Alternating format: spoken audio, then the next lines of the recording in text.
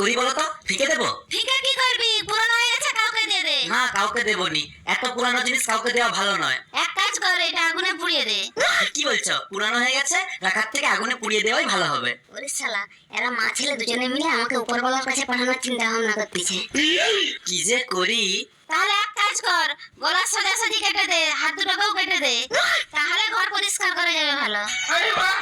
আমাকে মায়ের ভোগে পাঠিয়ে দিয়ে ঘর সাফ করার চিন্তা ভাবনা করতেছে। শালা আমার বয়স হয়ে গেছে বলে, আমি পুরনো হয়ে গেছি বলে আমাকে মায়ের ভোগে পাঠানোর চেষ্টা করতেছে। দাঁড়া, আমাকে মায়ের ভোগে পাঠানো, এক্ষুনি দেখাচ্ছি মজাটা। আগো যার এটা তাকে আগে জিজ্ঞেস করো। বড়দি, শালা তোরা দুজনে মিলে আমাকে মায়ের ভোগে পাঠানোর প্ল্যান করতেছো?